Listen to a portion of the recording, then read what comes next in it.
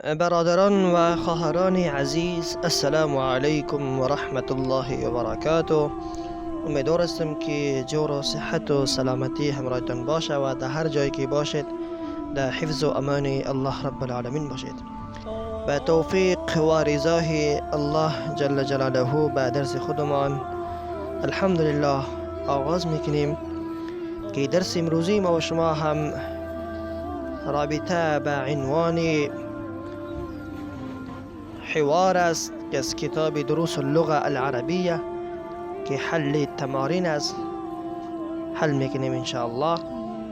و براتان گفته بودم که یک نکته را قبل از درس براتان واضح کنم که در این درس اکثر بحثی توابع شده رای است، یعنی توابع، و در اینجا اکثر یعنی صفت، موصوف، صفت، اکثر بحث اینا می شود، در جمله ها استعمال می شود و اعراب اینها چه قسم می آید، تمام اینها تعلق داره به نحو دارد. بس شما میتونید که در کتاب های نحو مراجعه کنین و به خاطر خلاصه تر ما براتان میگم که تابع چرا میگوید. تابع یعنی صفت و متبوع همچنان موصوف یعنی صفت موصوف. مثلا رجل عالم، رجل صفت، عالم موصوف است و در اینجا یعنی میتونیم که تابع متبوع هم بگوییم، موصوف صفت هم میتونیم که بگوییم. جاء رجل عالم موصوف صفت یا تابع متبوع، هر دوش یک نام داره. و صفت چرا میگوید؟ این قسم تابعی که حالت متبوع خود را بیان کند یا حالت متعلق متبوع خود را بیان کند. صفت یعنی تابع، هر دوش یک نام دارد. باز گفته می شود که صفت بر دو اقسام است، صفت حقیقی و صفت سببی. اصلا اینها تعلق دارد به نحو و به خاطر خلاصه تر گفتن باید که فایده دار باشه انشالله. صفت حقیقی و صفت سببی که همچنان باز اینها مطابقت بین تابع و متبوع، صفت و موصوف چی است، مطابقت در چند چیز باشه، اینها بر بحث طولانی دارد تعلق. و مطابقت بین موصوف و صفت یعنی متبوع و تابع. صفت وقتی که مطابقت کنه با موصوف تو ضروری است که اگر صفت حقیقی باشد او بر موصوف یعنی بر موصوف خود در 10 چیز موافقت میکند. یعنی اگر صفت حقیقی باشد وقتی که مطابقت کنه یعنی موافقت کنه به موصوف خود، باز او در 10 چیز موافقت میکند. در کدام چیزها؟ رفع، نصب، جر، افراد، تثنیه، جمع، تعریف و تنکیر، تذکیر، تانیث. در این 10 اشیا. و از همین 10 اشیا، 10 چیزهایی که نام گرفته شد، 4 چیز بر یک وقت بودن ضروری است. ایتونه که همه 10 اشیا، 10 چیز بر یک دم موجود باشه؟ نه خیر، بلکه 4 چیز بر یک وقت بودن ضروری است. مثلا برای موافقت قصر عظیم، مثال است که قصر عظیم بین مرفوع، مفرد، مذکر، نکره، هر 4 اشتایی یافته می شود. قصر مفرد، عظیم همچنان مفرد،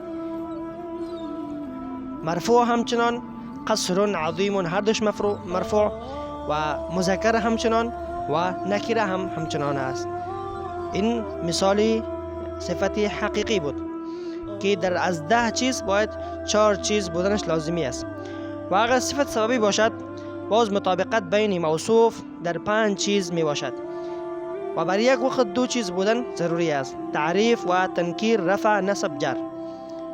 جاء زید العالم ابوه، زید العالم ابوه، زید یعنی عالم صفتی زید را بیان میکنه که پدر زید عالم است.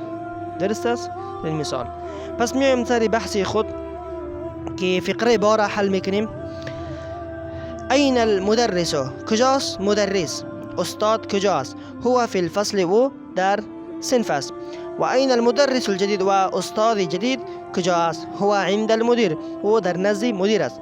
این الطالب الجدید، ببینید اگر در این بحثی موصوف صفت باشه طالب موصوف الجدید صفت، یعنی کجاست طالب جدید، طالب نو. ذهب الى المكتبة رفت به طرف مكتبة. من ذلك الرجل الطويل الذي خرج الآن من المدرسة؟ و شخص کی است؟ شخصی دراز طویل. الذي یعنی آن شخصی که خرج الآن من المدرسة، همین حال از مدرسه خارج شد. هو المدیر الجدید، و شخص مدیری جدید است. من الولد الصغیر، و کس آن بچه میده الذي خرج الآن من الفصل که همین حال از صنف خارج شد. هو ابن المدیر الجدید، و بچه هم بچه مدیر جدید است که همین حال از صنف خارج شد. و همین چنین انتقال میکنیم به صفحه بعدی خودمان. لمن تلك السيارة الجميلة؟ آن موتر نو یا موتر خوبصورت عالی است کی است؟ هي للمدير الجديد، هي از مدیر نو است. لمن هذا الكتاب الكبير؟ از کی است این کتاب بزرگ؟ هو للمدرس، آیا هو از استاد است؟ لا نخیر، هو للطالب الجدید، و از طالب نو است جدید. این الملعقة الصغيرة؟ قاشق میده کجاست؟ هي فی الکوب، و داخل پیاله است. این الکرسی المکسور؟ کجاست؟ چوکی شکسته شده. هو هناک، و در آنجاست. این درس تا اینجا کافی است. انشالله به درس بعدی خود انشالله باز آغاز میکنیم. بالله التوفیق. السلام علیکم و رحمت الله و برکاته.